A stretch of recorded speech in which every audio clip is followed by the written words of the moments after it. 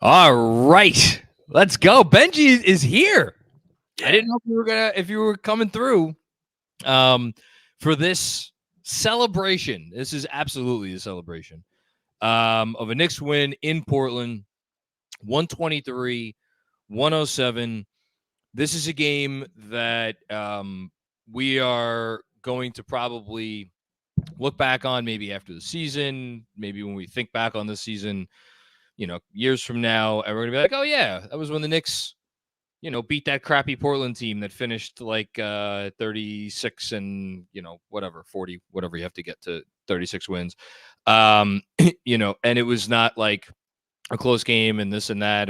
No, this was a gutty, gritty, tough effort from a Knicks team that came out and all anybody should have thought when they came out like they did, not with a lack of effort and certainly not with a lack of defensive effort, maybe a little lack of defensive poise, but just like last game of a 4-game road trip.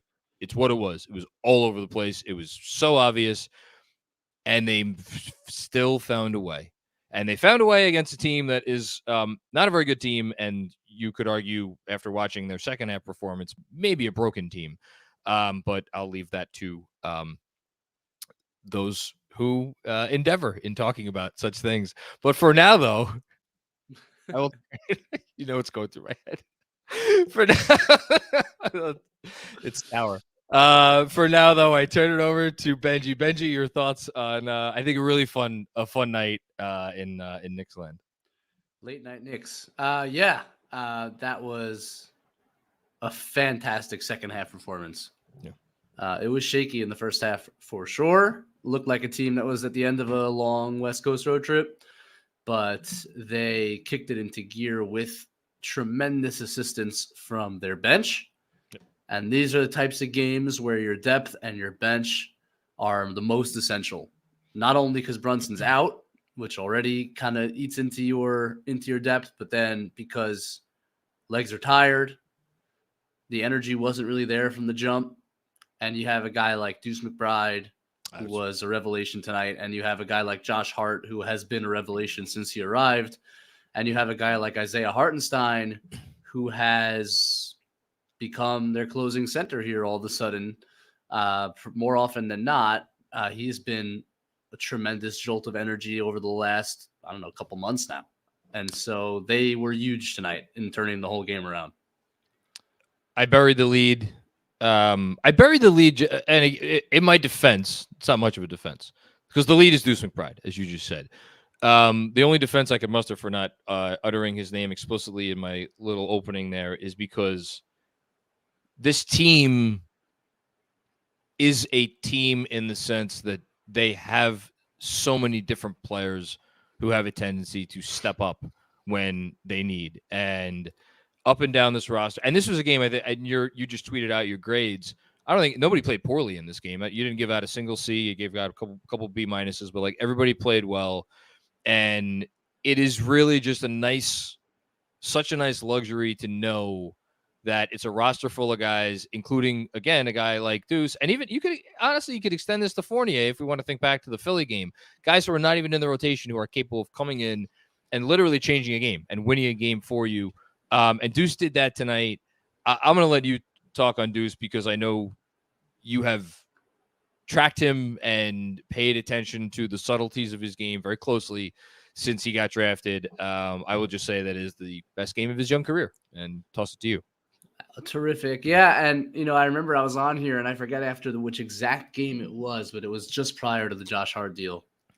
And I said, he's made real strides in terms of his off the dribble game, his aggression on offense, because early in the season, there wasn't much of anything on the offensive end. And he was clearly starting to make strides once they went to that 9-man rotation and he came into it. You were seeing the improvement, and then they made the Hart deal, and he was cut out. And I said at the time, like, look, Josh Hart, if they get him, is really good. He's better than Deuce McBride right now. It's a win, but like it is a shame that this guy who's seemingly improving right now and finding his stride is going to have to be relegated to the bench. But the beauty of the NBA is you're going to get another shot. Guys do get hurt and guys are out, and Tibbs certainly trusts him. And what he did coming in, And now the shot making is coming along, which is the last piece of it. But he's making plays on offense, and defensively, it's always been. And even, I mean, tonight, as impressive as the offense, I was about to say he got the Dame assignment when Grimes got in foul trouble and was phenomenal. And Dame had it. Look, Dame's Dame, but like denying the ball on some possessions, forcing it out of his hands, aggressive without fouling, and making some closeouts in certain areas of the floor. That block he had in transition was insane. Oh my goodness. What athleticism. Holy cow. He did everything right. I mean, he did everything right tonight. Probably was the best Knick on the floor for the second straight game, which is insane to say, but I think it's true. A guy, again, it has to be repeated. A guy who's out of the rotation and who, again, I don't think either of us are sitting here today and saying, like, when Brunson comes back, they have to find a way to get Deuce's minutes. You'd like to see maybe, Tibbs pick a spot. I mean, it's a joke, the whole situational thing at this point, but like second straight game, guy out of the rotation. And he's been arguably, tonight it was not arguable. The Lakers game, you could have made maybe an argument for somebody else. I don't think tonight there was any argument. The best guy on the floor. And a testament to him and a testament to everybody, up and down who's helped develop him and obviously the team for drafting him. I'm fascinated to see how he plays into their plans for next year, if they have enough confidence to go into next season penciling him in as, okay, he's going to be one of our guys. We'll worry about that at a later time. And just the last thing on Dame, I kind of think we're at the point, especially with no Grant tonight and with like Simons didn't really have it. Like, this sounds insane.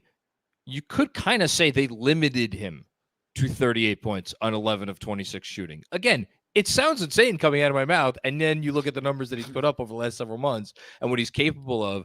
And I thought Deuce's ball denial on a couple of those possessions that you pointed out in real time, just absolutely, really awesome. Who do you want to go to next? I want to speak on that Dame thing for a second. Yeah, because I thought the strategy was clearly to get the ball out of his hands, as it should have been. And early in the game, Thibault made a couple of threes, Watford made a couple of threes, and you're like, what the hell's going on? But I don't think the Knicks really blinked. At that, there were some errors in terms of picking up Dame in the right spots where like he walked into a couple threes that you really can't allow him to. So it wasn't perfect tonight, but generally speaking, I thought, especially when Grimes was on him, and then that was the foul issue. But like in general, I thought Grimes was pretty good at just pressuring him and getting him off the ball and forcing other guys to beat you. And that roster is just not good enough to beat you. They're just not. If you right, and Dame could easily go off for 50 on any night. So 38 is like, he played really well. He's really excellent. Knicks made a couple of errors and fouled too much. But overall, I thought the defensive strategy and execution was good enough. You give up 107 points to this team. This is still a really good offensive team. They can't play defense for crap, but they're a good offensive team. And I thought generally the game plan and execution was good. Yeah, absolutely. I'm trying. So Josh Hart has been here. Do you know off the top of your head how many games? And I'm gonna. It's been the 9-game winning streak. Then they lost 3 in a row, and now they've won their last 2. Right? 14, something like that. Does that sound right? Okay, sounds right. So the stats won't be updated yet. They won't be updated yet. But since the Josh Hart trade, and I think this is a perfect segue because you could talk about anybody you want before you go, but I'm going to try to get you out of here early because I know you're not feeling well. Since the Josh Hart trade, your 2 NBA leaders before tonight, and tonight, by the way, Josh Hart was a plus 26, and Isaiah Hartenstein was a plus 20. Those numbers are not in the stat that I'm about to read. Since the Josh Hart trade, your NBA leaders in plus minus, total plus minus. Isaiah Hartenstein, number 1, plus 135. Josh Hart, number 2, plus 123. And then you got some Bucks in 3rd and 4th. These 2 guys, I think, are 2 and 3 in some order in terms of the next most impressive players tonight. And they're just, man. Remember we wanted to run Hartenstein out of town? That was fun. The Hart connection. I mean, Hart, first of all, he had 8 assists tonight. He had 8 assists and 3 steals. I mean, 16, 9, 8, and 3. That is some line. Plus 26. It's eerily similar, and he's a very different player. but it is eerily similar to the Derrick Rose deal 2 years ago in the impact that it's made. I knew you were going there. And specifically what it's done to like turbocharge this second unit. It's like in both years, they were kind of missing one ingredient and one element to like get the pace going, which gets Obi going and like connects the whole thing. And now you got Hartenstein throwing those outlet passes, and Hart can lead the break. Like that unit needs to play with pace. And now they are again, and they're dominating the league again. I mean, they're dominating the league. This is right now the best bench in basketball. And I mean, what else? There's really not much else to say about Josh Hart. He has been as incredible an acquisition as you could have possibly dreamed about. And the Knicks have now pulled this off in 2 out of 3 years at the trade deadline, which is pretty remarkable. Hartenstein has found his groove with this team. He's been more aggressive in pick and roll, which I think is one reason he closed this game specifically, was I think Tibbs liked him attacking Dame and Simons out there. He's a little more comfortable in that coverage, whereas Mitch likes to be in drop, which is a tough coverage to play against the Blazers specifically. That said, he's now closed in 3 out of 4 games. I think, look, Tibbs is going to go with the better guy, and I think it's fair to say Hartenstein's been the better guy over the last couple of weeks. He's just, well, I shouldn't say that. Over the last 4 or 5 games, at least, he's been the better center. He is contesting everything at the rim, which is what, he was advertised as coming in, was a guy who protects the rim. He is now doing that. And he's been aggressive in pick and roll coverage. And he made a couple of nice plays offensively in terms of passing the basketball tonight. He's a good screen setter. He's a good outlet passer. Like all the stuff that we thought he would do, he's now starting to do. And it just fits perfectly. Him and Hart together have been a powerhouse duo. Last 2 things. Number one, Julius Randle, briefly, we should mention, came out, wasn't hitting the shot early. I forget what words you used in your tweet a minute ago, but I played within himself. I don't know if that's a proper term. Just a really solid game from Julius that they needed. Yeah, we've seen that a bit now. I feel like other than that collapse he had against the Clippers, he hasn't, after that 9-game win streak, he was shooting fireballs out of his brain, and it wasn't going to last. And the shot has gone away from him a bit because, look, he's not a 40% 3-point shooter. He's just not. He's not that good a shooter. He's an okay shooter, and he shoots with volume, and that's fine. And we know all the reasons that he's doing that. We think it's good for the team overall. But the shot's not coming now. And first quarter was ugly because he's just missing a lot. He's settling a lot. I thought he made a concerted effort from that point forward to get to the rim, draw doubles, offensive rebound, make plays. Just do things that helped win without making those shots because he knew he didn't have that. I thought that was a really good pivot. And I thought against the Lakers, it was, he got off to a really bad start. And then he found the shot, right? Yep. And I think that turned that game around. But this was a different sort of game, but I think a very positive step for him and started getting at the refs a little bit, but didn't let it get to him to the point where it kind of derailed the team. He played within himself and he was solid. And, I think one guy we haven't mentioned that probably should because it was kind of quiet. I'm about to. I was going to finish with. By the way, only 2 turnovers for Randle. The Knicks as a team only had 12 turnovers, which sounds about average. They had 6 turnovers in the first quarter, and then they had 6 the entire rest of the game. Wow. Again, I think the Blazers defense gets some credit for that. Oof. Ugly. So I'm gonna have a fucking problem on my hands tomorrow because I blame Canada and hockey for whoever thought of this 3 stars concept that I have adopted for the last couple of years with my newsletter. Manuel quickly had 26 points on 14 shots, and not to get pointed out, RJ Barrett 22 points on 13 shots, including several buckets when this game was very close, and this game was very much in doubt. When it was okay, the Knicks are having some problems generating offense, and RJ put his head down and he got them some important buckets. The quickly stuff more came on threes and getting to the line. How about 10 rebounds for Quick? I was about to, my attention was drawn to that. 10 rebounds, 3 assists, 26 points on 14 shots. And 4 of 8 from deep. Not a bad little stat line. So let's finish up on that, please. Yeah, Quick, I thought found his legs tonight in a way that he's been maybe missing a bit since that Boston game. He just looked more like himself defensively, recovering, rotating all over the place. So many great rotations tonight, felt like. Simons was his assignment. Now, I'm not saying it was all because of Quickly's one-on-one defense, but he did not have a very good game until the end. He started shooting a bit on Obi Toppin in isolation, but otherwise didn't really get going in this game, which was really important. Yep. And offensively, like he made a couple of those like classic quickly like causing timeouts from deep like during a run threes tonight, but otherwise was kind of a quiet 26. It was the quietest 26. Kind of jumped out at me when I saw that. I just didn't kind of process it as was happening. But what he does now is he's making shots, obviously, but he's good at getting to the line where like he kind of just like jumps into you, he initiates that contact, he gets the call, and he gets 6 points out of those free throws. That's a game changer for him in the way he's able to contribute on the offensive end. But I love quickly coming off the bench. I'm looking forward to obviously Brunson coming back, but I like when Quickly can come in and just like play loose offense. Right now, he's doing a lot of table setting in the first quarter, and it's been uneven because I don't know if that's him.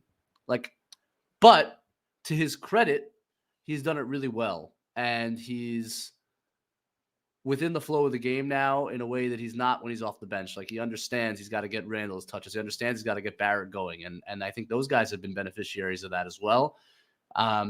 Just making strides as a point guard. I think he's shown himself to be quite a qualified starter. He's awesome. I mean, he played great tonight. I think we're so far past him showing himself to be a starter. He's Manuel Quickly. Really good basketball player. Look, it's 6 games without Brunson. Because the Sacramento game, I'm not counting that. And they went 3-3. They went 3-3, and 5 of those games were on the road. And I get, you lost to Charlotte at home, and you know, but even so, can't really have asked for a much better stretch. Benji, I'm gonna let you get the hell out of here because you're feeling like crap, and you Thanks, brother. were absolutely a trooper tonight, and right now, please get some sleep. Thank you, brother. Late night Knicks, guys, get crazy. Don't get stuck on any planes, okay? We're gonna talk about the minus 27 tonight. I'll let you have that one. Talk to you later. Bye. No. My goodness. We're not mentioning. Okay. Personal injury report. Andrew Claudio. John Macri. Even money odds. Brunson plays Saturday. You taking it? Ooh. Think even on money. that as I Even think money. on that as I read This. what we always do, which is this is the personal injury report presented by the law offices of Weiss and Rosenblum, personal injury attorneys here today for all of your personal injury needs. Call them at 212-366-6100. Again, 212-366-6100. If you are unsure as to whether you have any personal injury needs, call them anyway because they will give you an absolutely free consultation and let you know everything you could possibly want to know from a group of veterans, not rookies. Again, 212-366-6100 or visit them at weissandrosenblum.com. Past results do not guarantee future outcomes. But, if you have any questions, go to them. Jalen Brunson. He's the only guy, again, on the personal injury report. Is he playing on Saturday? I would think so. I think so, too. However, the other element of Deuce doing this is you feel a little more confident. Now, I get it. It's Denver, and it's the best team in the West who has lost 4 games in a row and actually looks very sketchy. Lost to the San Antonio Spurs the other night. Bulls, Spurs, Nets, Raptors. Yeah. So they're beatable, and they're going, I guess not West Coast to East Coast, but Western Conference to East Coast. A matinee game at MSG. So maybe you do just give it another day with Brunson, and this way he gets a full 10 days off going into that Minnesota game. You know,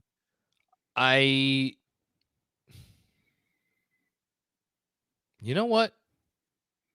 I can't believe I'm going to say this. I wouldn't have thought I was going to say this, but I don't think he plays on Saturday. I think he makes his return to Minnesota. I think I've talked myself into the same outcome. Yeah. Okay. And this is again is the beauty of what this season's been and what the last 2 games have showed us and how deep this team is and how guys step up. Knicks teams of years past go 0-4 on this road trip, and we need him to come back and be a savior against Denver. And instead, we're going to be playing in that game on Saturday they're going to be playing in that game on Saturday from a position of strength. And that's the cool part about this kind of win, you know. Who did you say you didn't want to mention, John? I don't even know what you're talking about. I know we have moment of the game. all. Moment of the game. Okay, we'll go to that first because you and Matt, just the chat may come through for you tonight. There were several very meaningful moments in this game from several New York Knicks. I have so three, a lot to choose. So I'll let you go first, though. I think there's a very real possibility we have a completely different three. Let me start with the one that I think is the most likely one that you have. It was a possession where several players had nice defensive. There was nice defensive rotations. It resulted in a Josh Hart steal and ended up in a Deuce McBride dunk to make it 99 to. I always write down the Knicks score. I never write down what it makes it. 99 to something. Is that one of your entrants? That is one. Okay. Hart steal to Deuce dunk. Made it 99 to 84. Okay, good. Yep. So we're 1 for 1.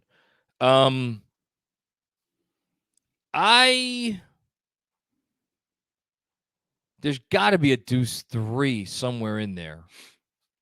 Do you have a Deuce 3? I have multiple Deuce 3s as options. Only get 3 moments in the game. I know we only get 3. I'd argue. So here's what I did.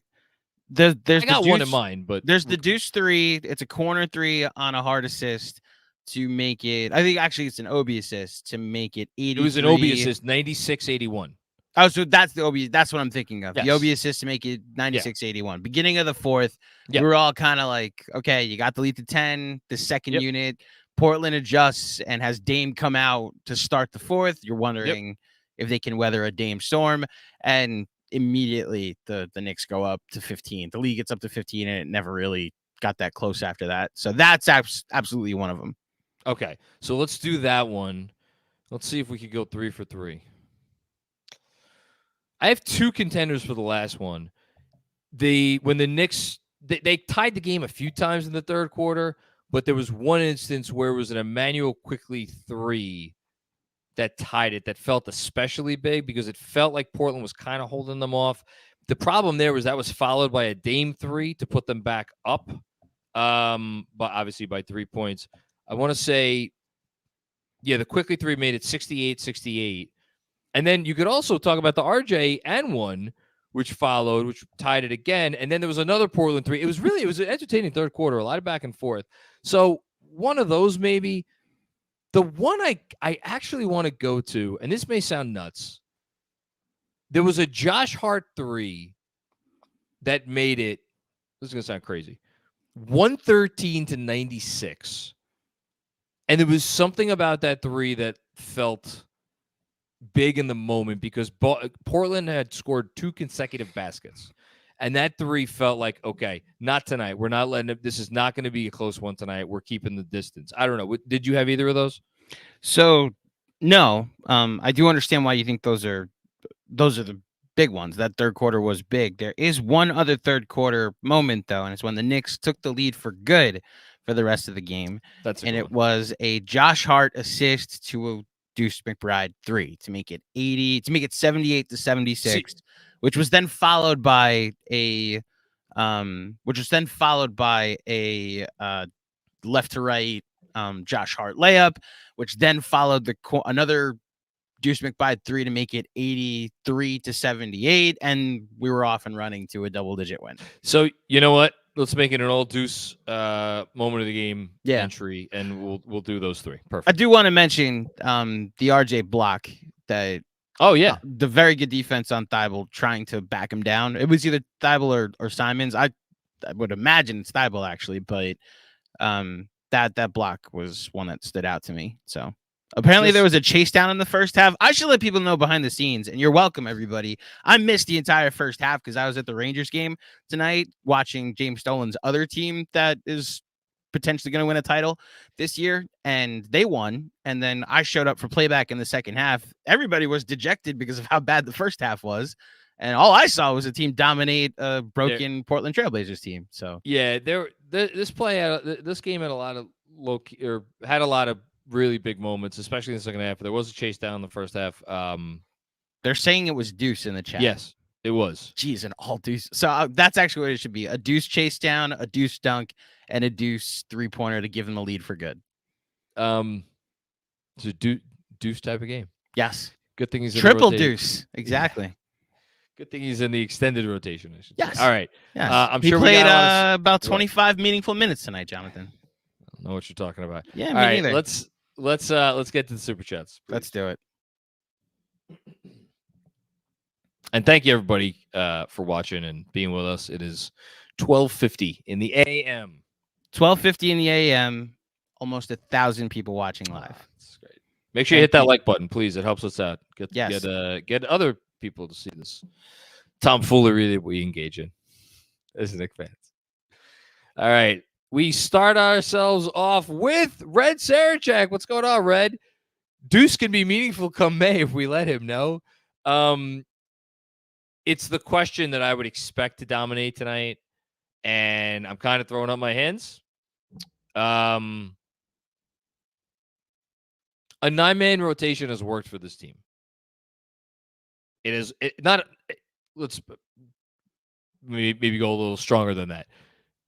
Since this team has gone to a 9-man rotation, they have, and they're still going to be in third because there was a little distance between whoever was in second and them, but they have the third best net rating in the NBA, and they're top 5 in wins since they went to the 9-man rotation. They're like they found a formula and it works. And there's no candidate to be like demoted from the 9-man. So then it's like, okay, is it worth tinkering, right? Is it worth tinkering to get Deuce on the floor just to get his impact, to get his, and I'm not going to curse after this. I'll try at least not. But to get his fuck shit up impact in the game, because that is a real thing. And what I suspect will happen is if they do get to, playoff basketball and a game starts out and for whatever reason they just don't have it, I think that's when Tibbs goes to Deuce. And that's an amazing luxury to have.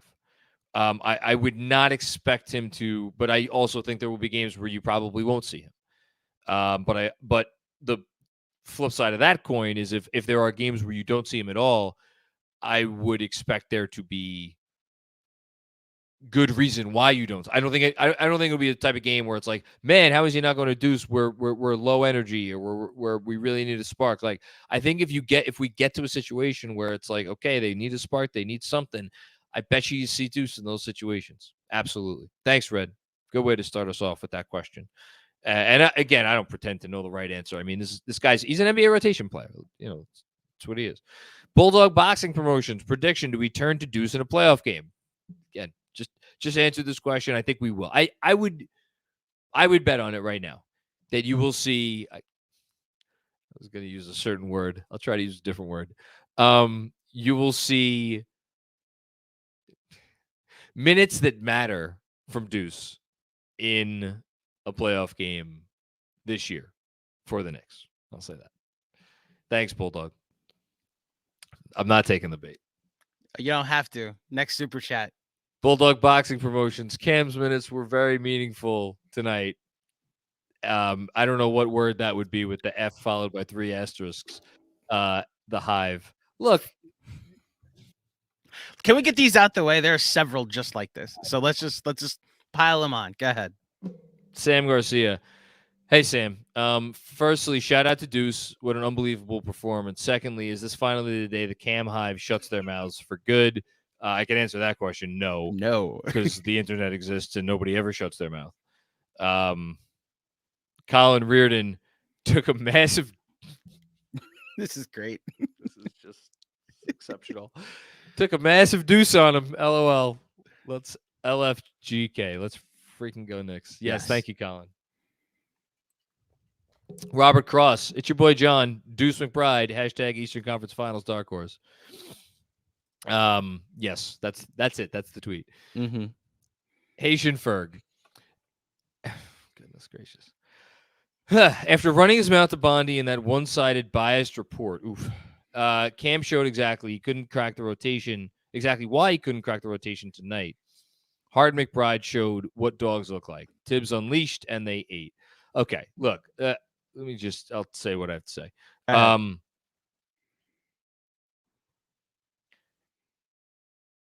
I think that the the basketball apparatus at large often does a disservice to guys like Cam Reddish who come up and it's the AAU system and the whole thing, and they have all the talent. I mean, I'll sit here today and I'll say it. Cam Reddish has all the talent in the world.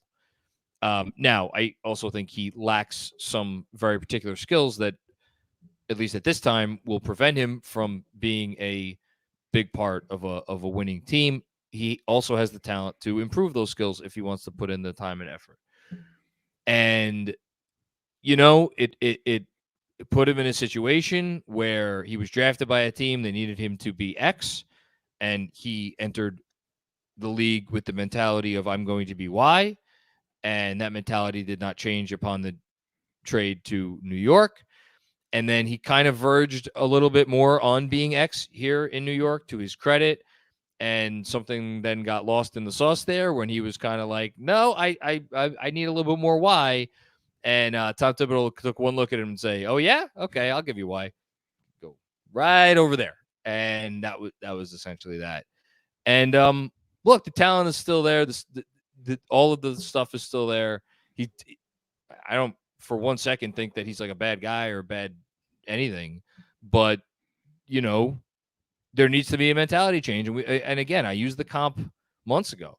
Dennis Smith Jr. once upon a time, the number one, like Cam was at one point in time, number one prospect in the country. Now there was an injury situation with Dennis Smith Jr. We don't have to get into it, but sometimes it takes a lot of stuff to happen. Now, Dennis Smith Jr. is almost out of the league. I don't think Cam is going to get to that point, but it's more than just Cam. He's a talented player. He could still help a team win basketball games, and I hope he gets the opportunity to figure it out. I think we're watching that now. Him getting the opportunity, figuring it out. No, just him getting the opportunity to figure it out. Yeah, that first shot I saw, the first two Cam moments I saw tonight, again, showed up for the second half, were a brick off the side of the backboard and a three being made by Deuce in his face. It was serendipitous.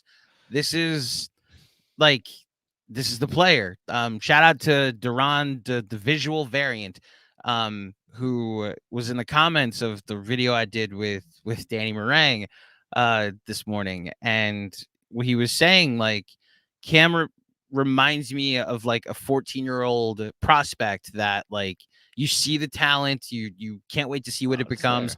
Then you're reminded of the fact that he's 23 and that there needs to be, a bit of an expectation if your team has intentions of winning. And where the Blazers are right now at 31-38, 31-37, headed toward the play, headed toward the lottery. Winning doesn't matter. He can play as many minutes, get all the mistakes out as possible. The comp you're using about Dennis Smith getting back into the league, where is he? On a losing team. He's a backup point guard on a losing team. That's what needs to happen. What happened to Markelle Fultz? Went to a team that had no intention of winning because they traded Vooch and traded Aaron Gordon and traded anybody that assembled good in Orlando, and he turned himself into a starting point guard. The problem is that the NBA is not really designed to give second chances absent very specific circumstances. And there is a contract situation, obviously, with Cam. A team this summer, whether it's Portland or another team, is going to need to decide whether to invest multiple years, and a certain number of dollars in him. And again, the added complication is they are investing that money for him to be what, and for him to fill what role, and for him to embrace, certain things. It's gotten dicey awfully quick, and that is part of why, when I said some things I honestly wish I could take back a few months ago, part of why I said them is more due to the situation and the diciness of the situation, and the fact that there's examples of a Cam Reddish in literally every draft that you could go back and look, and sometimes it works out, but oftentimes it works out in a way that may be different from what those expectations were for that player when they came into the league, and yeah, whatever. We'll see what happens. Let's talk about something else. This is a great win, and we should be talking about the Knicks. We will. There will, of course, be the added baggage. So hopefully it goes. There will be many a super chat. There will be also some fun ones we could talk about too. I promise. Great. Thank you, Haitian. Keith, what's going on? Keith, how are you? Thank you for the very generous contribution. You've been amazing, really. Thank you. At work, trying my best not to scream and make patients wake up. God bless you, man. Nothing like a Knicks win to give me a boost for my night shift and internship in the morning. Get after it, man. Get after it. Talk about the grind. That's the grind. That's the grind. I respect you, man. So proud of Deuce tonight. This is 100% the Deuce game. Him and Hart with a positive sideways carrot thing. Yeah, they are better. And here, look, just like I kind of had this thought after Quickly's performance against Boston that we were like, okay, that's the Quickly game. This is the Deuce game.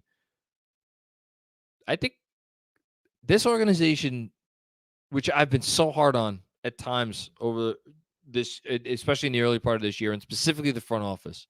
And I was really not out on the front office, but I was just, after the summer, I was incredibly skeptical of them. And they have something here. They have something going on. Again, I'm not saying it's perfect in terms of the internal, how they go about making decisions and, the system of checks and balances to the extent that such a thing exists there. And, there's always the Dolan factor looming and all that stuff, but whatever. The front office has done an incredible job setting this organization up with young players who fit the culture that they are trying to build, and simultaneously those young players are helping to build the culture. And that two-way thing, and they're getting better. That's we wouldn't be talking about any of this shit if they weren't getting better. Deuce McBride is getting better. Emmanuel Quickly is getting better. Quentin Grimes I know we didn't have his best night tonight, but Quentin Grimes is getting better. Like all of these guys, they're just improving. And then when they bring other guys in now, you're seeing it with Hartenstein. Obviously, you see it with Josh Hart. Goes without saying, you see it with Jalen Brunson.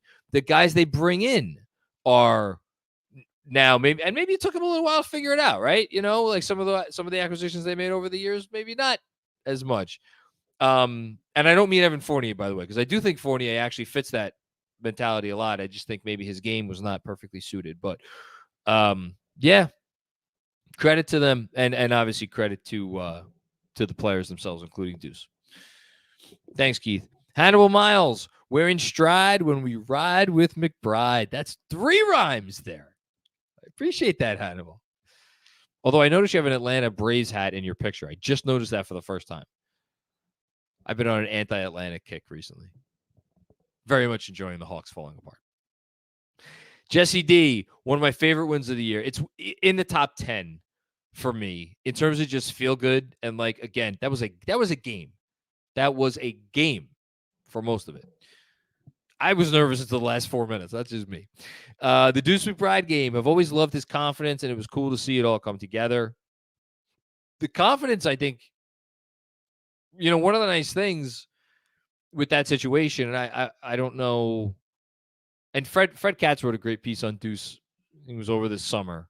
So that's a good one to reflect back on. But also just like the guy was a top-level high school quarterback. And I don't think you could be a good quarterback at any level without being pretty confident in your abilities to overcome adversity and all sorts of things. That dude has a long career in the NBA ahead of him, Deuce McBride. And I think the confidence has a lot to do with that. Credit to him. Thanks, Jesse. Dylan Chop Charles. I hope we're getting, yes. Yo, J-Mac, first of all, thank you for the contribution. Incredibly generous of you, Dylan. Thank you. On tonight's forgotten play, or plays, I should say, every chance Josh Hart got, he pushed in transition, getting us easy buckets, giving us life. P.S. Apologies for no forgotten play a couple games back. LOL. No, that's okay, man. I just really love it when you do this, and thank you again for the generosity. Josh Hart, look again. He's not a perfect player. Let's just call a spade a spade. Not a perfect player. Gives you a couple turnover or two every game where you're like, that's not ideal. We're seeing a little bit more of the hesitation at times to shoot. Now, it's amazing how it seems like every game the guy has at least 1 3 that's positively massive in the moment. But he's also hesitant at other times.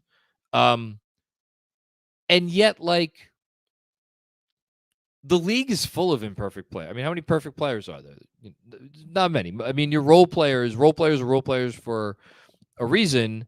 And, well, that's because they're not good enough to have an incredibly high usage. But usually role players come with, like, things that they don't do well or things that they actively do wrong. And, like, yeah, I could sit here and I could quibble with this or that little thing with Josh Hart, but, like, can you get a better role player in the NBA than Josh Hart? I mean, really? For all of the tangible reasons and then just for the intangibles. Like, to me, I consider, again, you don't have your guy. You don't have Jalen Brunson. You're facing a team that you know struggles defensively. Pushing in transition at every opportunity you get, that's just smart basketball, and I consider that kind of an intangible that he just knows. He just knows better, especially because he played for this team too. So what a pickup. What a pickup by this front office. Thank you, Dylan Chop Charles. Appreciate it, man. Keith with another one. You're too much, Keith. You really are, man. The way Deuce, Hart, I Heart, Obi, and etc. just completely changed the game is exactly what I love to see.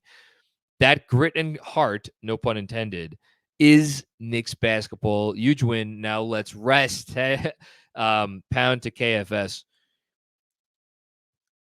We all need a little bit of a rest. I know I do. Tomorrow should be fun, but it'll be, oh my God, will that be a labor of love? I'll be sleepwalking through my day. I'll probably be walking into fucking walls. I wasn't going to curse again. I'm sorry. But for the second game in a row, the second unit, incredibly high plus minuses tonight. It was Hart plus 26, Isaiah Hartenstein plus 20, McBride plus 17, and then Obi plus 8 in only 14 minutes. They're doing this without Emmanuel Quickley as part of their second unit attack. And that is, and I've said it a few times, I don't know, it bears repeating.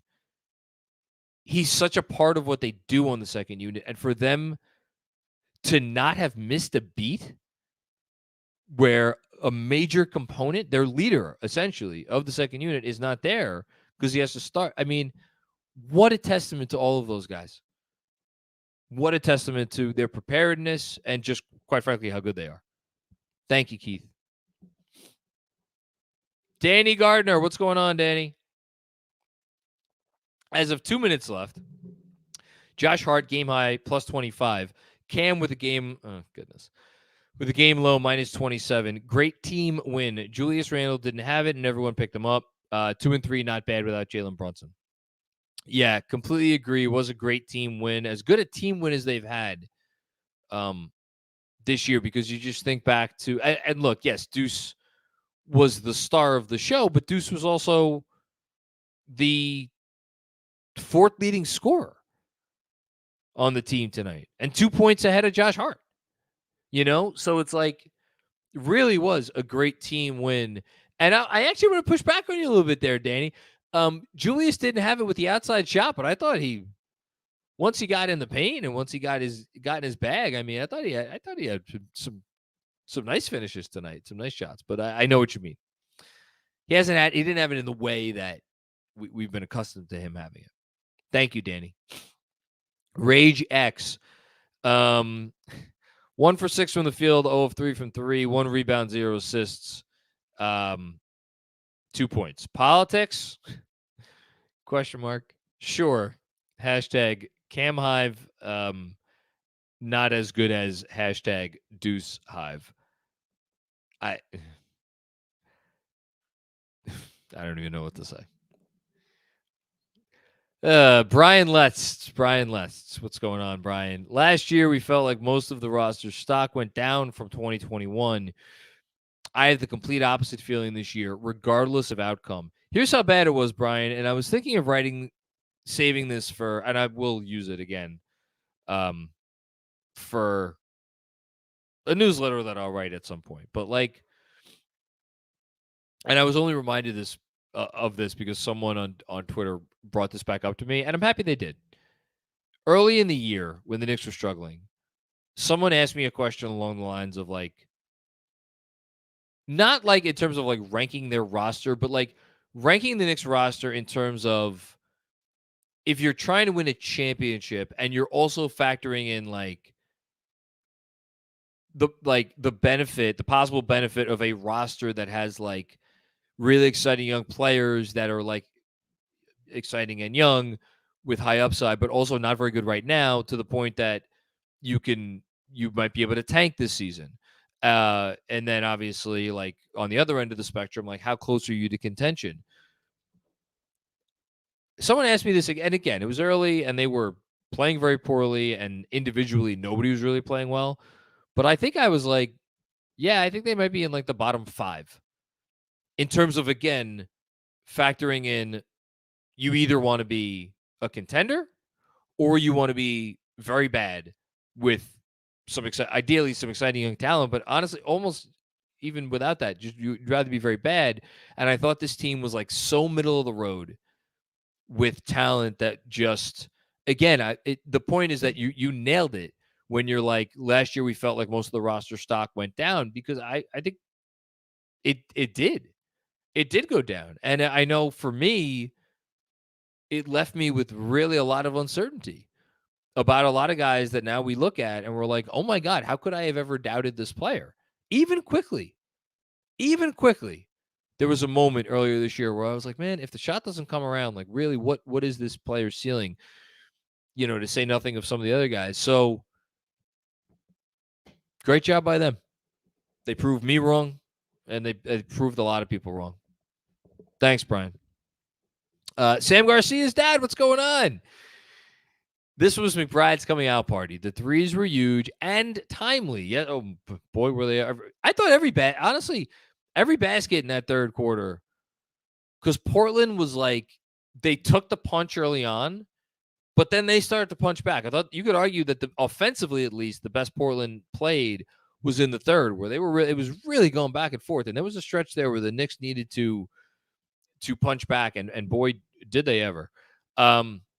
They were key in turning the game around, not to mention great defense. And what a dunk.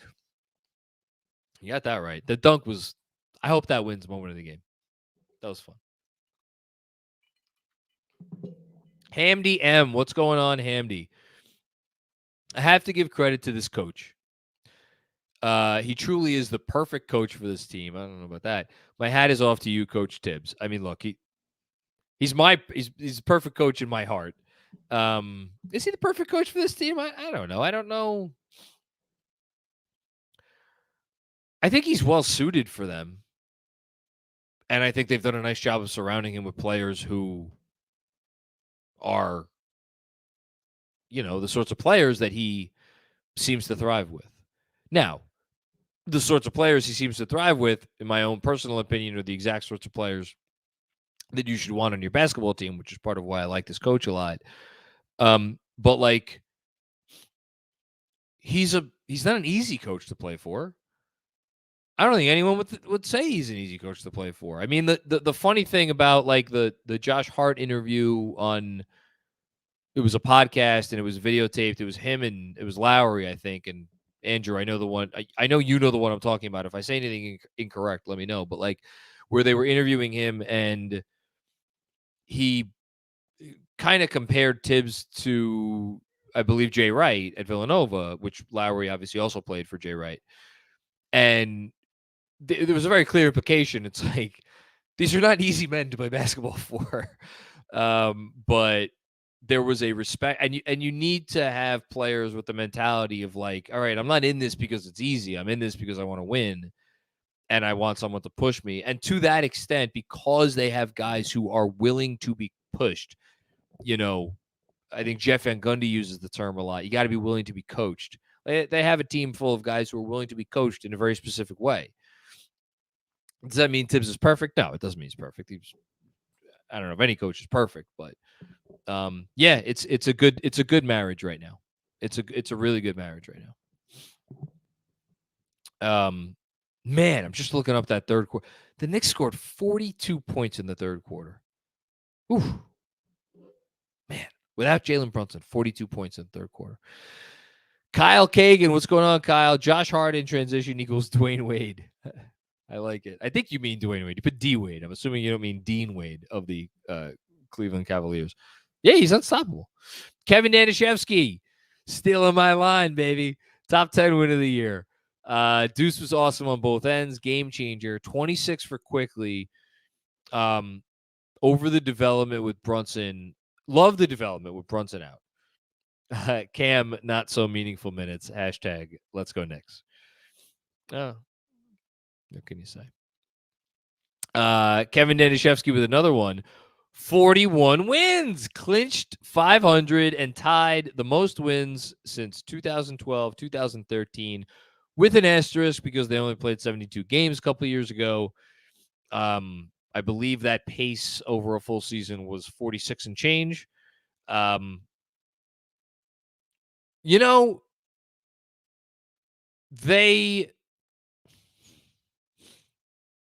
Do they have an outside shot at 50? I don't think they. I mean, they were 9-2. If they had gotten that Charlotte game and they only needed to go 8-3, sitting here, if they had won the Charlotte game and I was sitting here right now and I was trying to talk myself into this and I was like, okay, they got to go 8-3. Denver's been playing poorly. And then you kind of go from there and you talk yourself. I think I would have talked myself into it. 9-2, I can't do that. But I do think so. Like 48 wins is like a weird number. But I think 48 wins would be really meaningful for this team. If this team could somehow go 7-4, which I think 7-4, I'm not saying it's likely. I certainly think it's doable. Man, 40. Can you imagine 48-34 for this basketball team? That would be. That would be meaningful. Thanks, Kevin. Jesse M. Talk about purgatory. Hashtag Blazers. Woof. Yeah, I don't want to spend too much time talking about the Blazers. I have a lot of opinions on where the Blazers are right now. And I just, and shout out to Danny Meringue, who went on the pod today with Andrew. And I mean, he's plugged in with the Blazers and he is, I think, admittedly, looking at things from a glass half full perspective. But I did find it interesting that, he's very optimistic about their potential ability to swing a big trade this summer. And while I don't discount that possibility completely, I certainly don't. I do think that there are some obstacles to it. I'm not sure. And this is the main pushback I would have, and I'll talk to him about this at some point, I'm sure, over the summer because he's a great guest. But Dame is a guy that I think stars wouldn't mind playing with at all. I think it's more likely that a star on a team that they've been on for a while would be like, you know what? Can you go get me Dame? To be the missing piece, and then I'm okay putting all of our eggs in the basket this year or next year. I'm not sure that I see a star forcing a trade to Portland to play with, I don't know how old Dame is, but he's obviously on the wrong side of 30. And because that's a different thing. It's different when you're the guy who leaves and supports the other guy in winning a championship than if Dame is the guy that is brought in to help support you. That's the part that I'm a little less sure of. And as he said himself today, Danny said himself, if they can't pull anything this summer, right? And if they do kind of sit on their hands, whether by choice or because they're forced to sit on their hands because there's just no big trade available, does Dame at that point start to be like, okay, well, do what? Can we have a conversation here? I don't know. I'm curious. I'm curious what happens. But we'll see. Thanks, Jesse. Ed Paolo, what's going on, Ed? Great game from everyone. RJ's defense, though, okay now. I thought RJ was good on both ends. I don't know if you're saying RJ defense, though, okay now, like that it was extra good or that it was very bad. I thought it was good. And great game from everybody. I agree. Gregorio Vincent, what's going on, Gregorio? If I can enunciate. What a win. Got to witness the Deuce game in person. Love this team, Gregorio. Shout out to you representing Knicks Nation in Portland. Really want to get to a game there in the worst way. I just want to do all the West Coast arenas. Love to see a game in Portland. Love to see a game in Sacramento. Love to see a game in LA, obviously. And San Francisco. I actually have seen a game there. I saw a game at the Oracle, which was really fun. Jessica, what's going on, Jessica? Josh Hart was amazing. I love that Jessica has latched onto Josh Hart. That's her guy. He's my guy too. McBuckets put on a show. Another great game from IQ. So many meaningful minutes from people not named someone. Yeah, it was a good game for everybody. It was a good name for everybody on the Knicks, and other than Dame, not a very good game for anybody on the Portland Trailblazers. So John does not endorse this, but anybody watching live, if you get to about 57 minutes, or just watching on the replay, Jessica includes a link to her YouTube channel in which she may have come up with a fun little compilation that people can click on and watch later and enjoy. That's specifically for everybody, but John, don't click on it. In fact, I won't be clicking on any such. I don't. In fact, there is no link. There is no link. Yes. Can I just read some stats real quick? This second half. That while I blow my nose. Okay. This second half is nuts, and this is the only half I saw tonight. So as far as I'm concerned, this was an outstanding performance by the Knicks tonight. They scored 74 points in the second half. They only missed 12 shots. They shot 69.2%. Nice. Wait, what? They missed 12 shots. They were 27 of 39 in the second half. I'm including that in the newsletter. You better not be wrong. I'm staring right at it. They missed 12 shots. They were 27 of 39, 69%, 10 of 18 from 3. And it could have been better because they missed 7 free throws. They were 10 of 17 from the line. Outscored Portland by 22. In the second half or overall? I'm looking at the second half. Oh, yeah. Just the second half. Yeah, missed 7 free throws. Deuce, for the night that he had, he fit right in with the Knicks' best guys because he missed 2 free throws. His only 2 free throws tonight. His only 2 free throws in the second half, I should say. They were a juggernaut in the second half. The Knicks shot 42% from 3 tonight, and Julius went over 5. Yeah, and that's the other thing about this. I'm like, look, Jeremy Grant wasn't there. We should note that, and he's a good defensive player. But that's the other part of it with the notion that they're a superstar away. I do wonder, is there something fundamentally broken with a team that is, if they're not the worst defense in the NBA, they are right there as the worst defense in the NBA. Maybe, yes, there are certain centers. We don't have to name names, but yeah, sure. There are certain centers that would come in and help contain that or fix that in a significant way.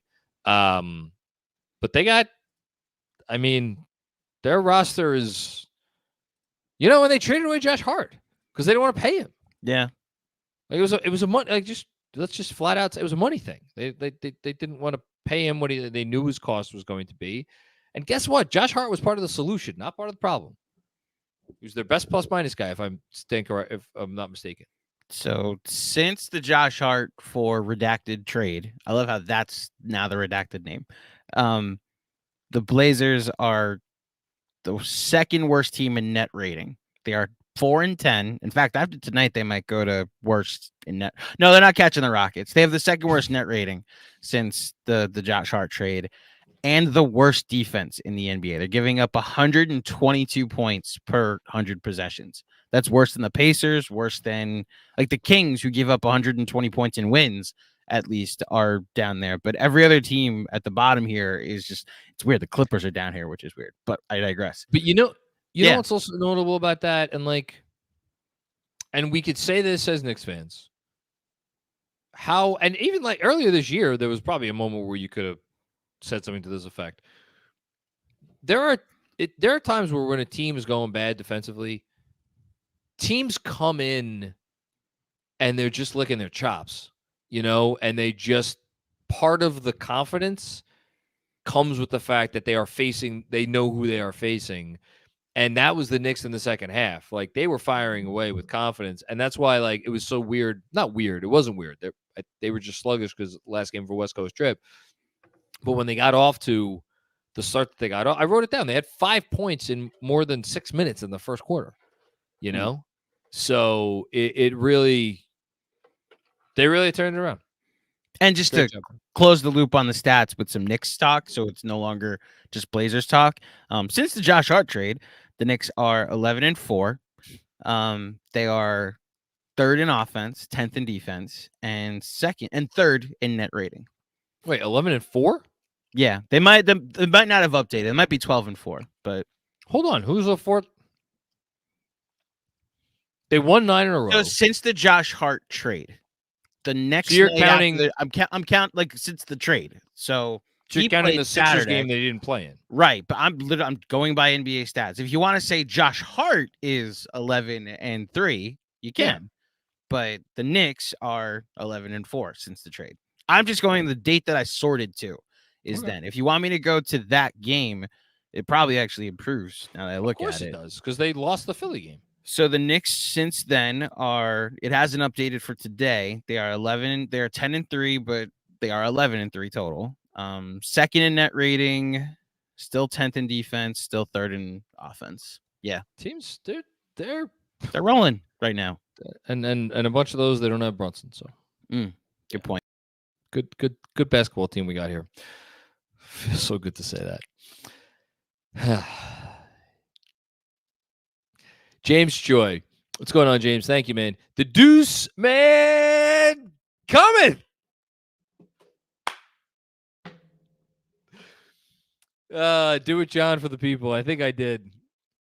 When I did that night, I was several whiskeys deep. I only pour one whiskey now at the end of a win or at the end of any game, really. And so I'm not there, but I hope that was good enough. Thanks, James. Jesse with another one. The Deuce Man coming. An all-time KFS meme. That was a fun one. Who memed that? I think Fuddy might have been responsible for that one originally. What a night. Remember that draft night? Oh my goodness gracious. That draft night, I believe I was solo for the whole night. And there was a lag. Andrew remembers all this shit better than me. So like the picks were being made a minute or so before they got to me, or 30 seconds or so before they got to me. So what happened that night, the plan that I had, because that night technically was supposed to be the first night of my buddy's bachelor party. So I was producing you on the fly and like on a road trip up to the Poconos. So we hadn't done any of the stuff where I can join you on stage, and I'm producing you from afar. And the plan was that I could, that you wouldn't look at your phone. You would get no updates. Yeah. You would have your phone off. And you would react live, and we weren't spoiling the pick in the chat. You would react live to both picks in real time, like to the broadcast. There's another part of it, which is that the Knicks had 19 and 21. Right. Even though they also had, was it 30? They had one pick originally in the top of the second round. I think the original plan is that we were going to get out of there after 21. Mm-hmm. And then they kept trading down and trading down. Yep. You joined live. I want to say it was around pick 14 because we thought they might trade up to them to get Duarte. Yeah. Then when he didn't, you were sitting on your couch in your old place, and like you said, several whiskeys in. Oh, because you couldn't watch it live. That's right. We had the little makeshift studio in my old laundry room, but I didn't have a TV there, so we had to shift back to where I used to do the old periscopes. This is where I get to tease you a little bit and just be like, I did not have the capability to show you how to dual screen like ESPN on the one screen and YouTube onto the other. Like I have currently in front of me the chat and then you in the other. Regardless, the point is that was supposed to be a quick 45-minute. They're going to make 2 picks and we'll bounce. And then they trade 19. And at 19, I text you and I'm like, so the Knicks traded the pick, and you're like, oh, they haven't announced that on the broadcast yet. Okay, well, I guess we're waiting for 21. Then they trade 21, and I just call you and say, just turn your alerts back on, your notifications back on. They've traded 21. They now have 25, and this is why you don't make plans, because then God laughs. And so, and so you ended up staying. I went back to my road trip, and then you then stayed up to the next 2 picks, which were, why am I blanking on the kid from overseas? Jacobitis. Jacobitis. They took him. Then Herb Jones went, and then the Deuce Man cometh. Deuce Man did indeed come. Quentin Grimes, Deuce McBride, Jericho Sims. Well, you didn't stay on for Jericho Sims. I know that much. No, I didn't. But imagine, like, you got 3 NBA players out of that draft without any of them being in the top 24. Incredible. And it must be said, you got the pick that turned into Cam that at least somewhat helped you get Josh Hart.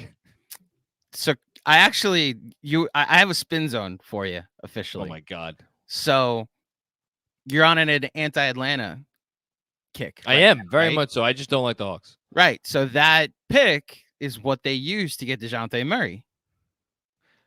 They included it in the trade. But that's my point is they were able to include an extra first round pick and it got them DeJounte Murray.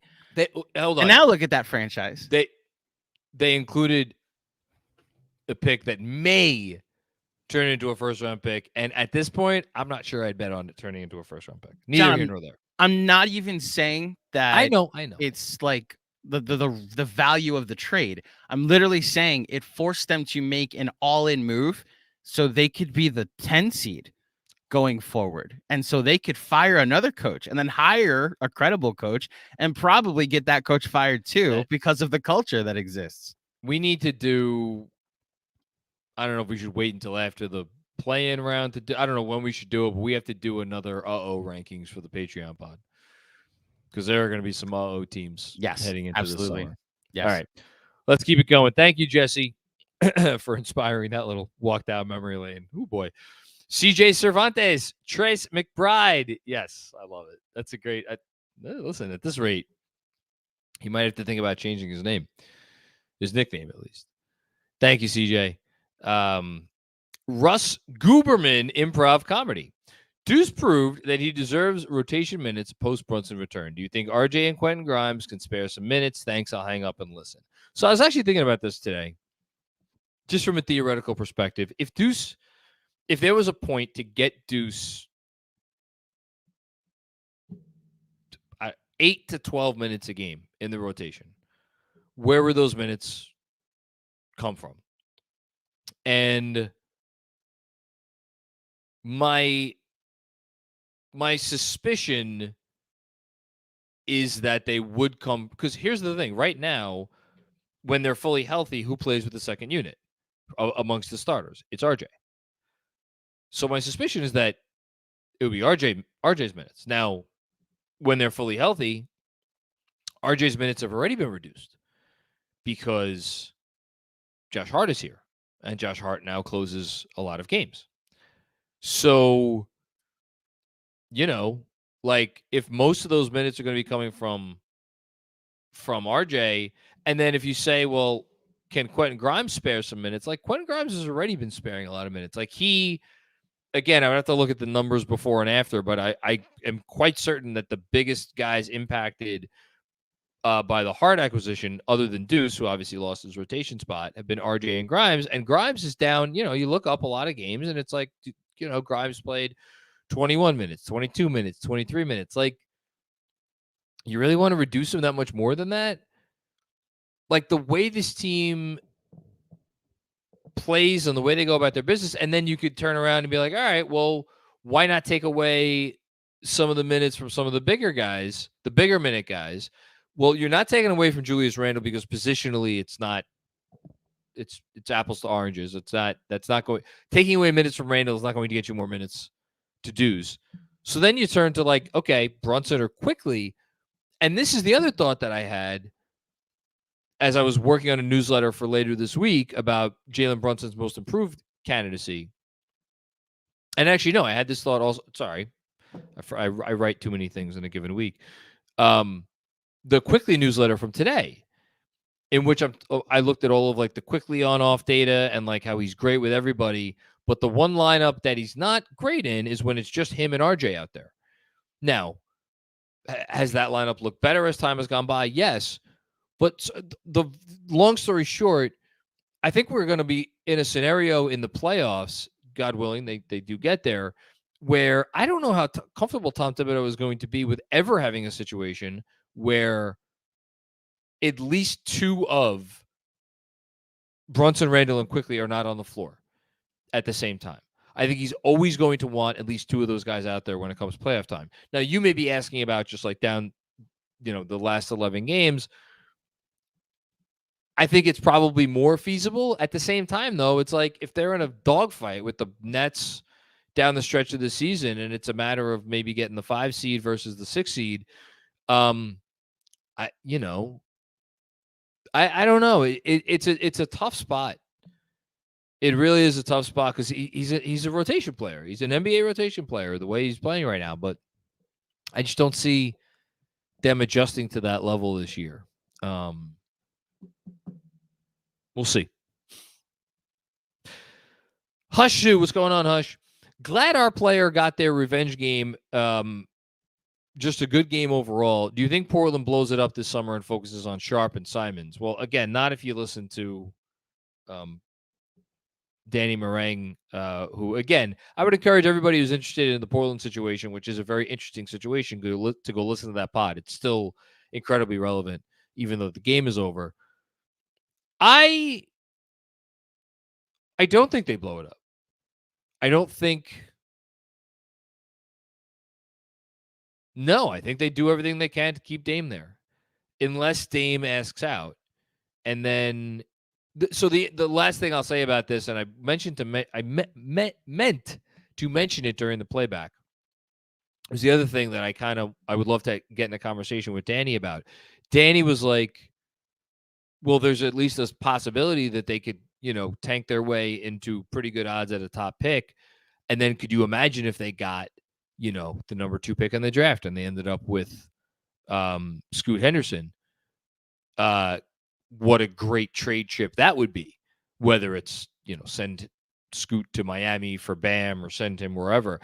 I would actually push back on that and say if they got one of these top 2 guys, maybe certain people feel like Wembanyama's in a different category from Henderson. And then I know there was an article coming out or something today from ESPN on like the race to be the number 2 pick between Henderson and I think the Miller kid, who I frankly know nothing about, but just I know Scoot and how highly Scoot is thought. The point is, if Portland is in a position where they get a top 3 pick and they already have Sharp and Simons on the roster, I'm with you. I think in that situation, the much higher likelihood is like, all right, let's have a conversation with Dame.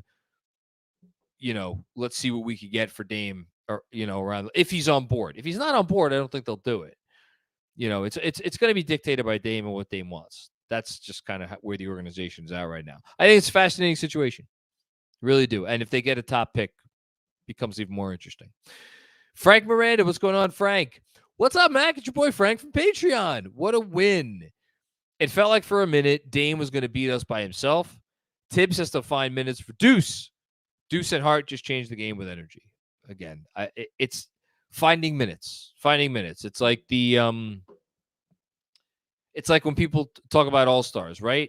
And you say, oh, so-and-so was snubbed. Okay, if they were snubbed, who is a non-deserving all-star?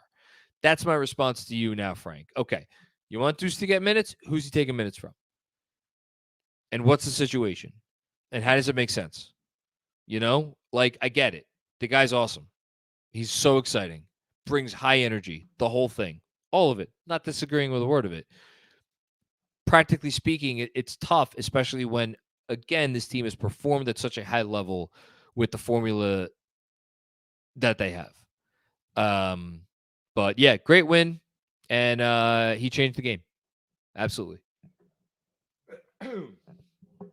RJ team. IQ in the, oh boy, Max, Poole, Hero, Simon group. So, Max. Who's he talking about? Andrew. Max. I have no idea. Maybe he meant RJ? That would make sense on what this combo is. Yeah. It's the group of guys who got extensions this summer for north of $100 million.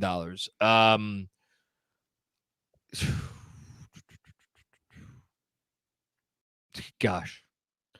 The stat that blew me away when I looked it up for the newsletter today, as a starter, which I think is like 12 or 14 games this season, it's not how many points he's averaging. He's averaging 19 points. I'm talking about Manuel quickly, which is very good.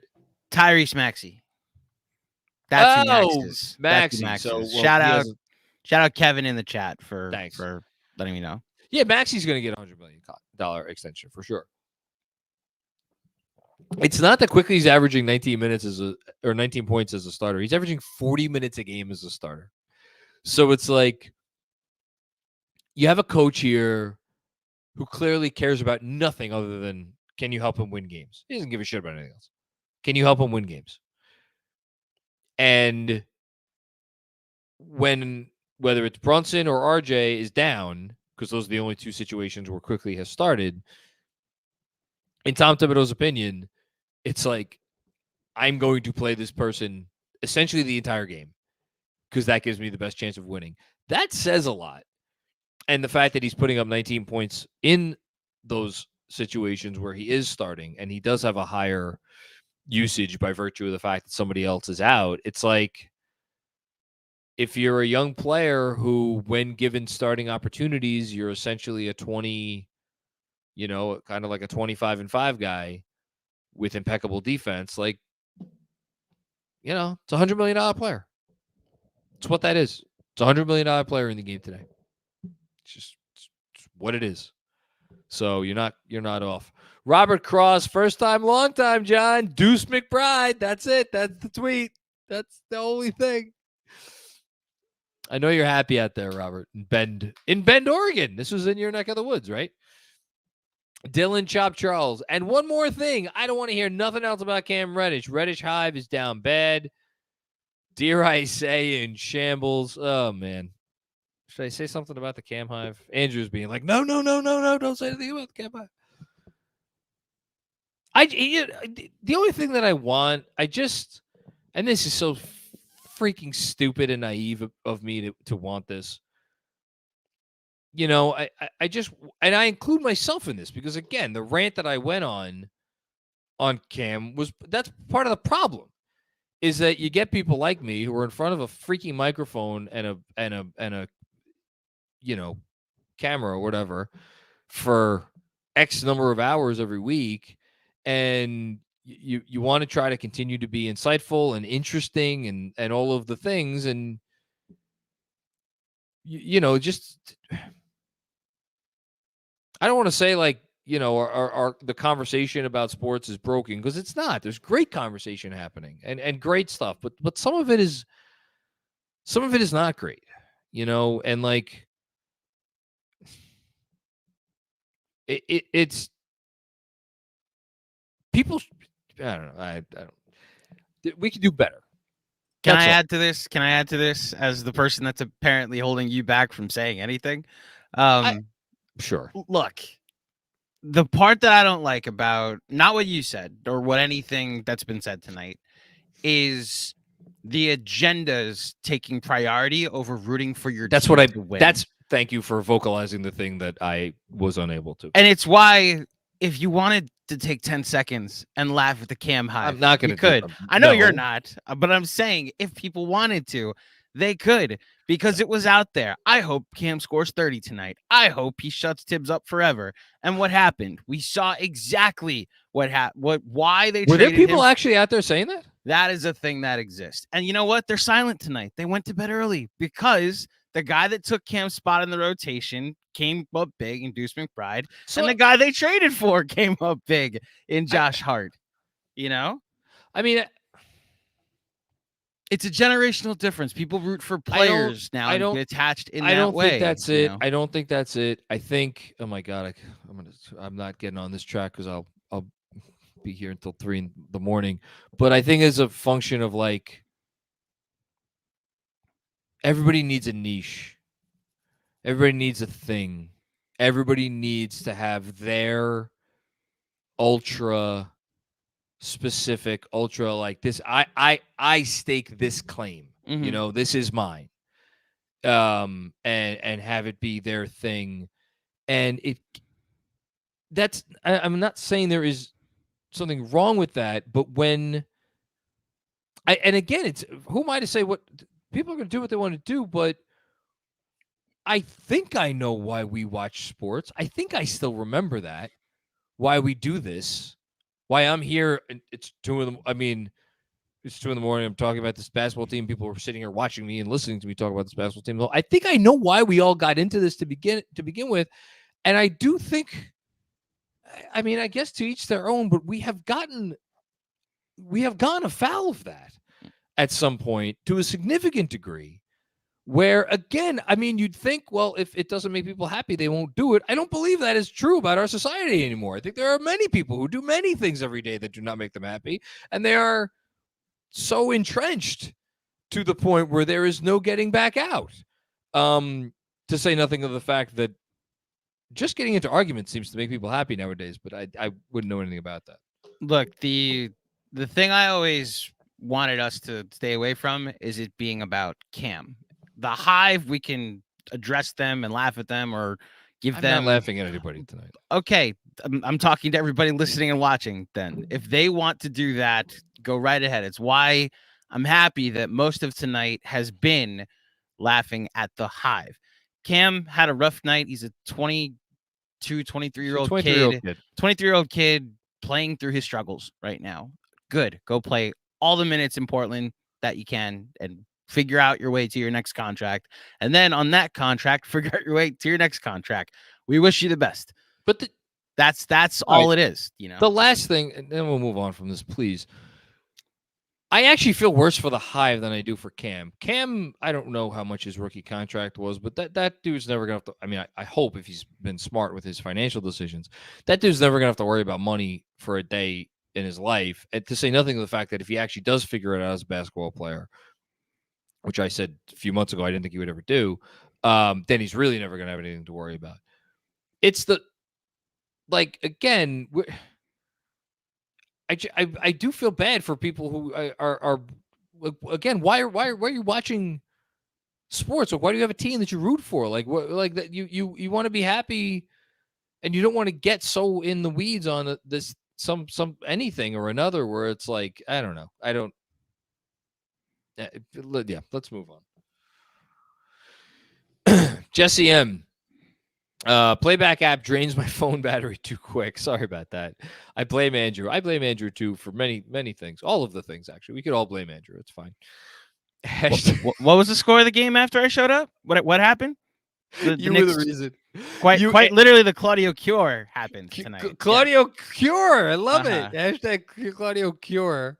Hashtag didn't even join till second half anyway. And then what happened, Jesse? And by the way, I will be tuned in to the Pat McAfee show at 1 p.m. tomorrow to find out officially where my quarterback is going to be playing next season. Andrew Claudio is the change he wants to see in the world. Thank you, Jesse. Joseph J. Cheer up, Cam Hive. Don't mind the heavy heart tonight. Yeah. Heart spelled H-A-R-T. H-A-R-T, we should say.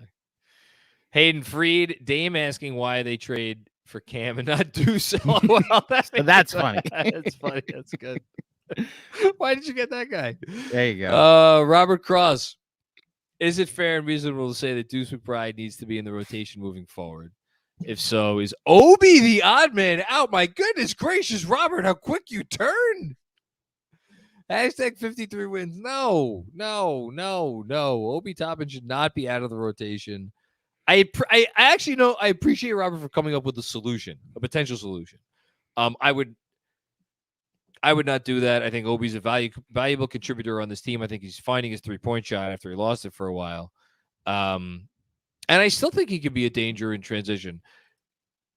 Is there a theoretical version of this team where RJ is the backup 4 and Deuce is getting Obi's minutes that is better?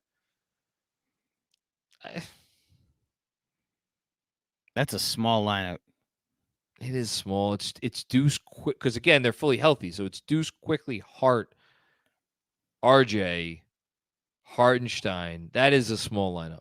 And not for nothing, the reason the second unit, like you said it at the top, that what Josh Hart has done in putting a little juice into the second unit, part of that is the fact that Obi's out in transition again, and he's looking to push the pace. And Deuce being on the wing and being able to be credible from 3 and put scare into people actually opens things up for Obi Toppin, because now you can't just play off of the guys on the wing like Deuce or like Hart. You actually have to respect these 3-point shooters, which will lead to cutting opportunities and lob opportunities.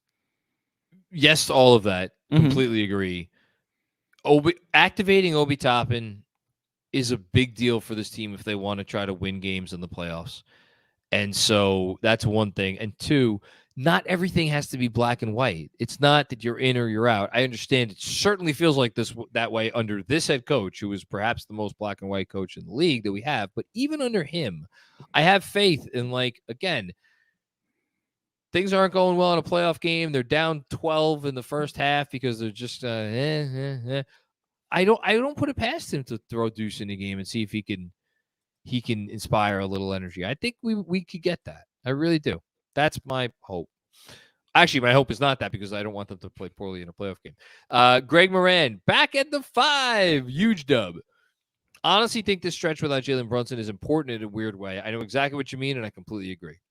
The depth of the squad. Insert Christmas vacation gif. It's a beaut, Clark. It's a beaut. Trying to think which gif he's talking about. So I have a very shameful confession to make. I've never seen Christmas Vacation. Yeah, I've never seen Christmas Vacation. Okay. I'm Pastor Hiram's son. When was I gonna be allowed to see that movie?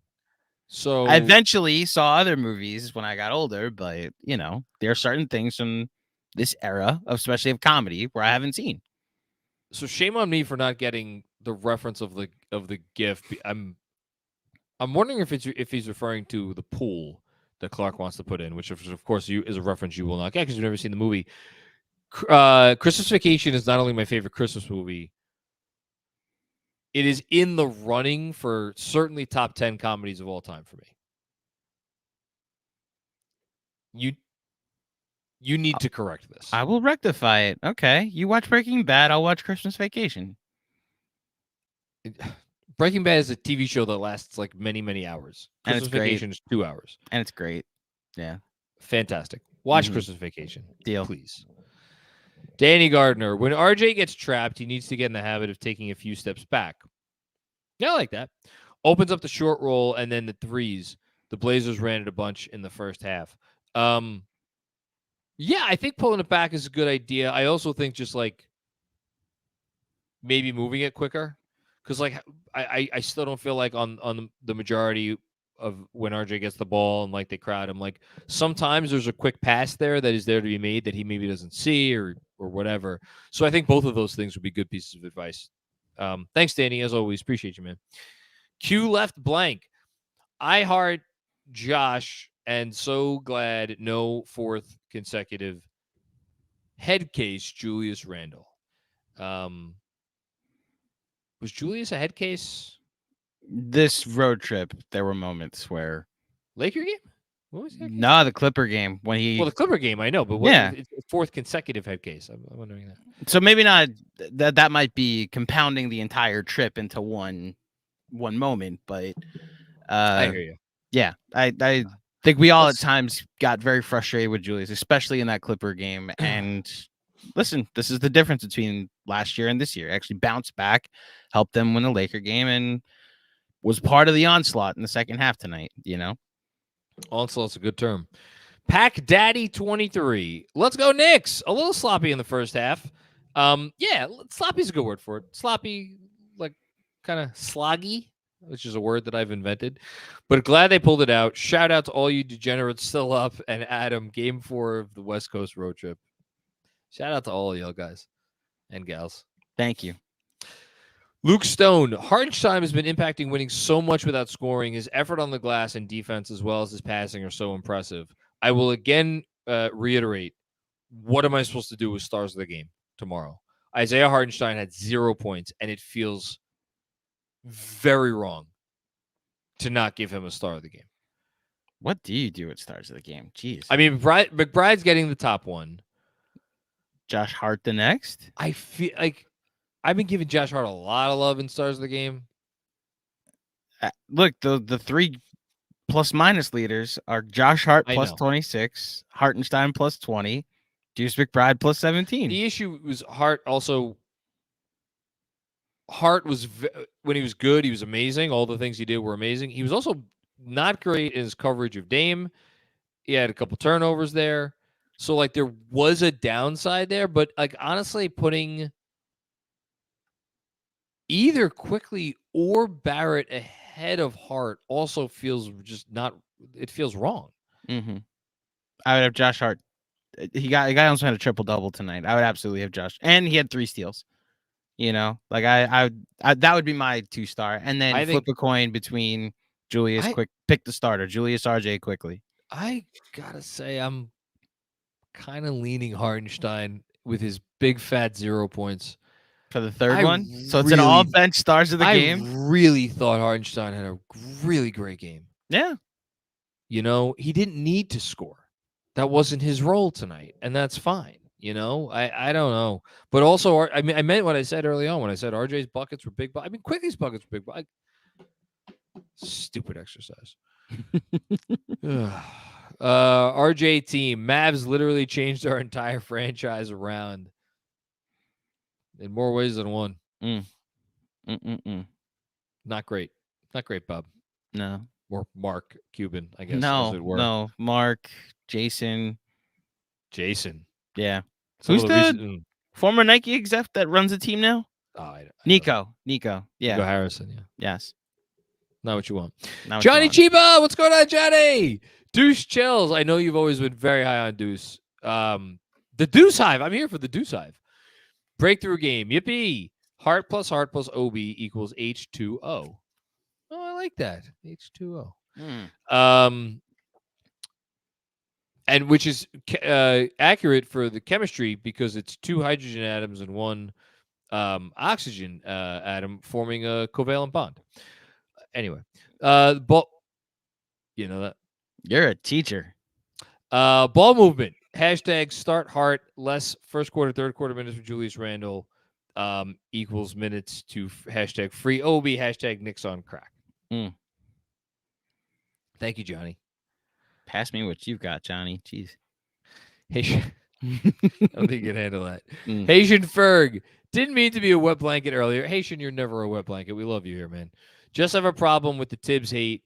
I still remember the Isaiah days and the Ramos days and feel that as a fan base, we should judge Tibbs' entire body of work. I mean, look, you're obviously preaching to the choir there. And why? How do you feel, John?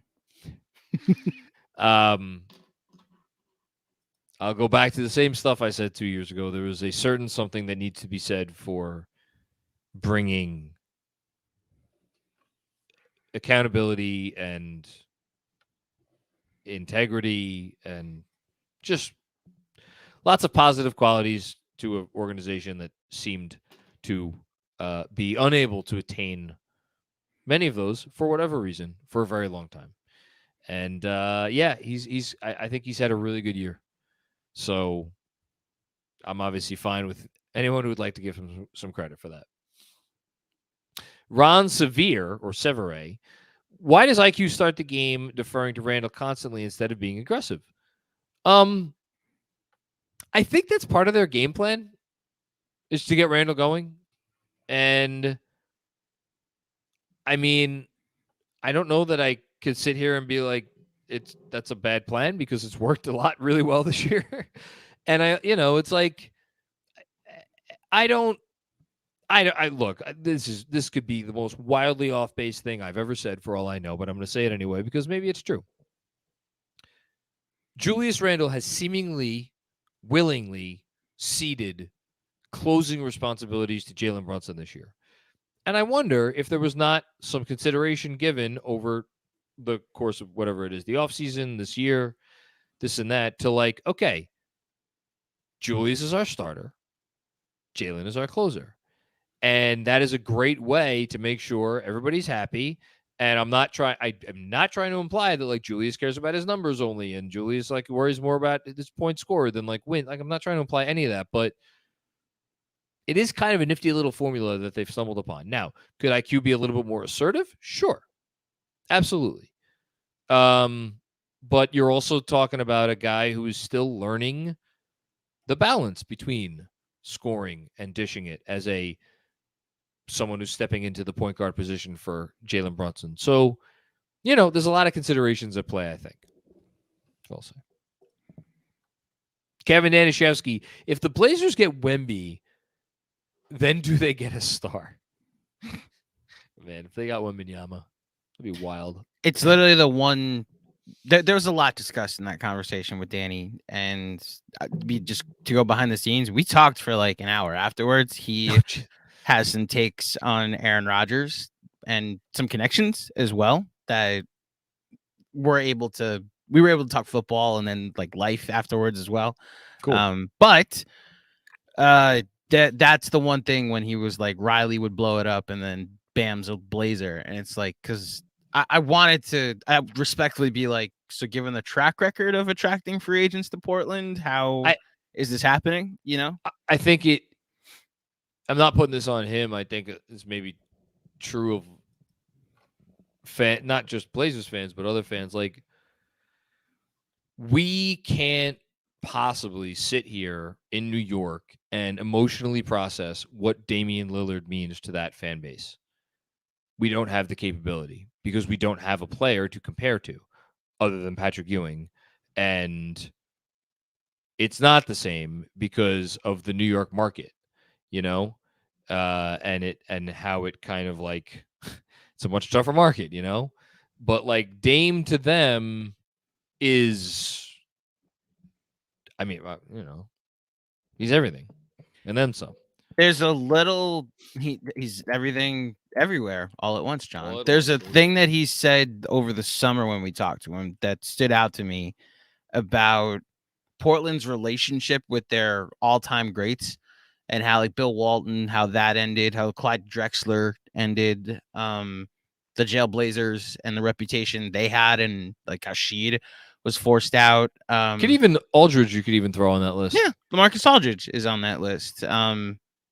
And then Dame, on the other hand, has been a loyal soldier, has refused to do what the rest of the league has done and go join up, and just kind of accepted that this is where he wants to be, this is where he wants to live, this is where he wants to finish his career, and that even if he doesn't win a championship in Portland, and this is where I'm looking forward to his conversation with JJ Redick.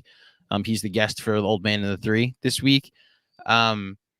The fact that they finally will get someone that just plays their whole career with the Blazers, retires with the Blazers, and then his numbers in the rafters, and he's a luminary forever, is apparently something that matters to them. It can, and it does, and it should. And I think adding to the complications are the fact that, as Danny correctly pointed out, this is a player who's having his greatest offensive season.